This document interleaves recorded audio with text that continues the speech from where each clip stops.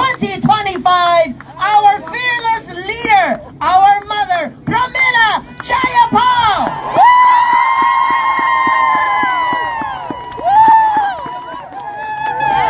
Hello, Seattle! Are you ready to stand up and fight back? I am so glad to be with you today. And look, I know it's been hard. We're all still processing how we are back here in this place again.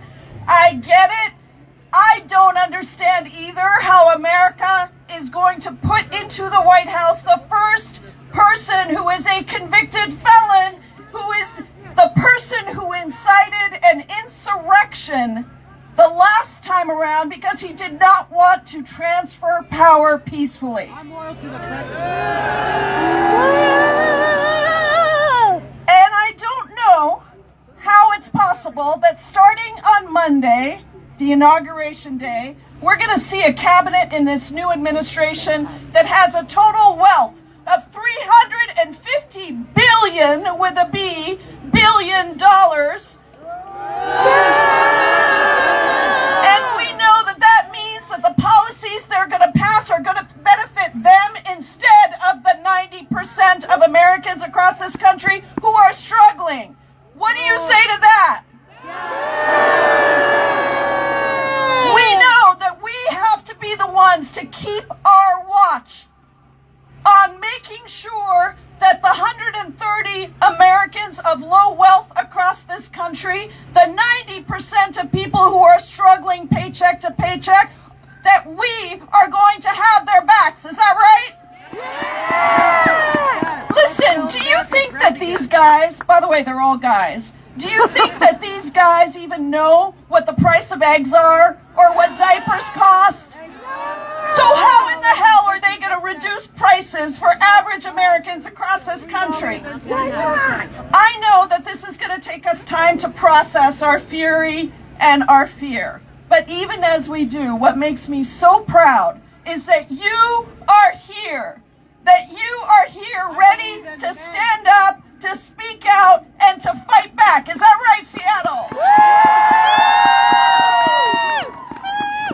And we need to say over and over again, not on our watch. So let me ask you a couple of things. When Stephen Miller and Donald Trump start deporting immigrant families and spreading their xenophobic rhetoric, what do you say? Not on our watch.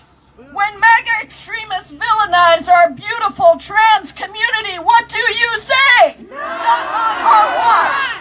When Republicans try to strip women of our ability to make decisions about our own bodies, what do you say? And when Republicans try to pass Trump's tax scam 2.0, because that's what it was the last time, that transfers wealth from regular working people to the top 1% of billionaires and millionaires, what do you say? When mega extremists try to strip all of the great stuff that Democrats passed with the Inflation Reduction Act to take on climate change, what do you say? Now I know we can do this. We can do this because we have done it before. We know how to fight back. We know how to stand up for justice. Remember back in 2017, you had just elected me. By the way, thank you for re-electing me to serve you. You had just elected me, and I was a little nervous because I had been an organizer my whole life. I'm like, I don't know how to do this Congress member thing.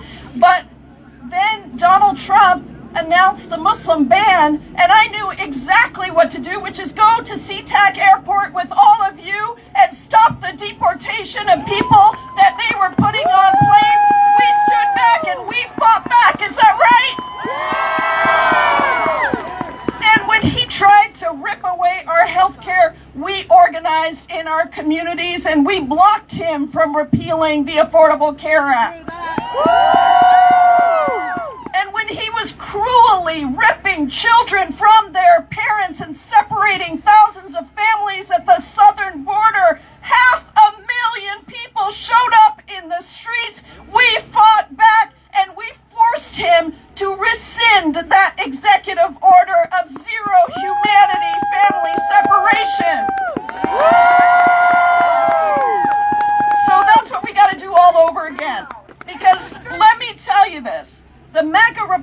Party is ready to implement their Project 2025 agenda, their white nationalist, racist, xenophobic, and oligarchic agenda.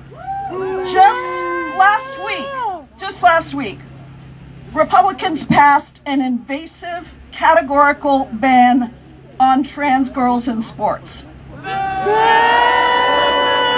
The week before, the first bill they brought to the floor stripped away protections for immigrant victims of domestic violence.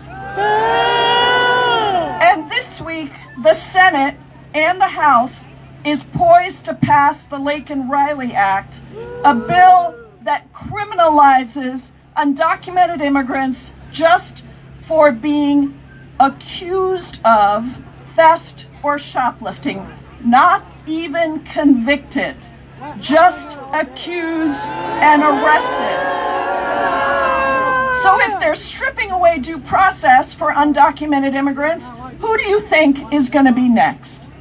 Every group of people across this country should be able to stand up and say due process is a fundamental right for everyone, regardless of race, color, citizenship status, or any other factor.